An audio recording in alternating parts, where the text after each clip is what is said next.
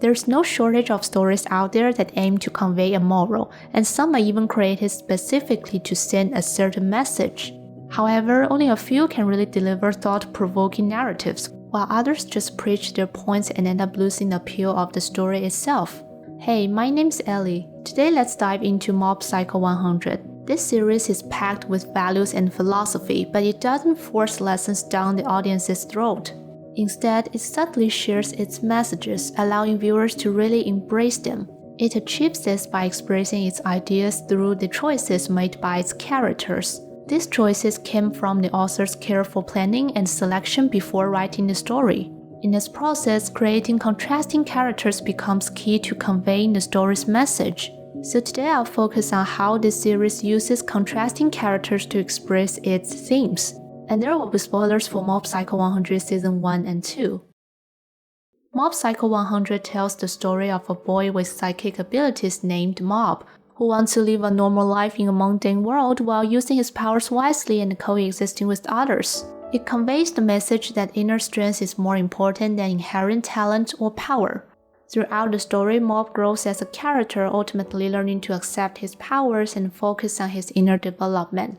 His final form embodies the story's core message. However, just focusing on Mob's journey would be a bit one-dimensional. Therefore, almost all the villains and side characters serves as contrast to Mob, allowing him to overcome them with his values and guiding them toward becoming strong individuals as well, collectively illustrating the story's theme. But how to choose these contrasting characters? Mob Psycho 100 gives us the answer. First, envision the main character's ultimate self. Then analyze what obstacles might get in the way. For Mob, he ultimately becomes a strong individual. But at the start, he's just a kid who isn't sure how to handle his psychic abilities. He struggles with many negative traits like low self-esteem, emptiness, feeling out of place, and deceit. However, he doesn't give in to these flaws, which is what makes him strong. So the contrasting characters are essentially those who give in to these flaws. In other words, they are the shadow selves of Mob. I believe the author had a clear understanding of Mob's vulnerabilities before starting to write. The story amplifies these flaws in contrasting characters, making them mirrors for Mob. If he were to fall into their paths, he would end up like them. And let's look at the contrasting characters set up in Mob Psycho 100.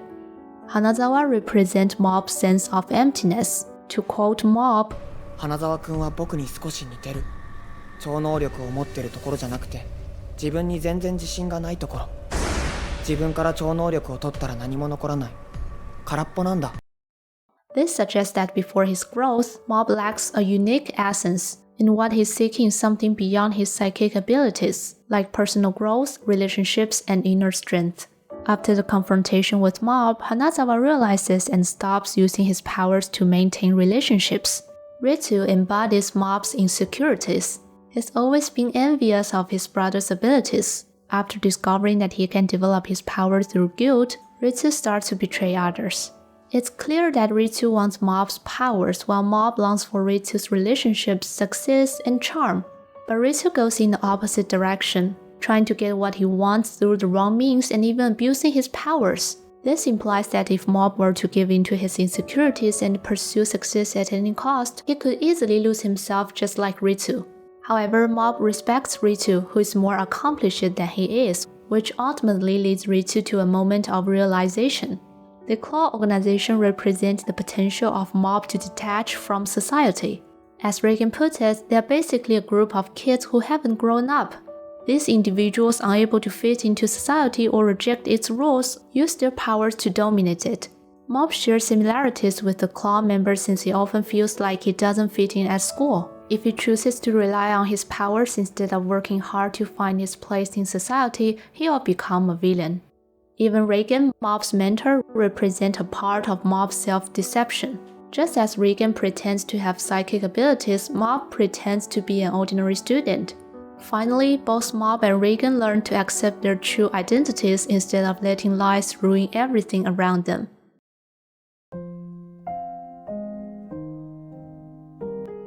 What Mob Psycho 100 does very well is that Mob never simply defeats these contrasting characters by brute force. Instead, during his interactions and conflicts with them, Mob often finds himself tempted to stray from his path.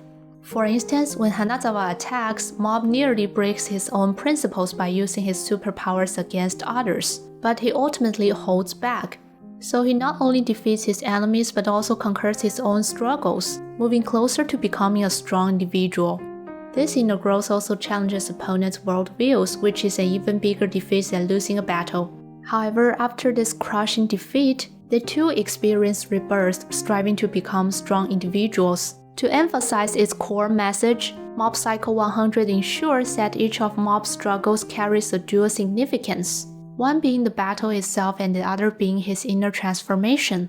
This transformation influences the contrasting characters, allowing both Mob and these characters to grow together, truly overcoming one of Mob's flaws and guiding him in a better direction. The process of almost straying from the past, overcoming oneself, growing alongside contrasting characters embodies Mob's true growth and coexistence with everything around him. Throughout the story, the main character encounters various temptations and contrasting characters, overcoming his flaws one by one. By the end of the story, Mob completes his growth, and the journey itself becomes a philosophical exploration. That's all for this video. If there's any film or series you'd like me to break down, feel free to leave a comment below. Thanks for watching this video, and I'll see you in the next one.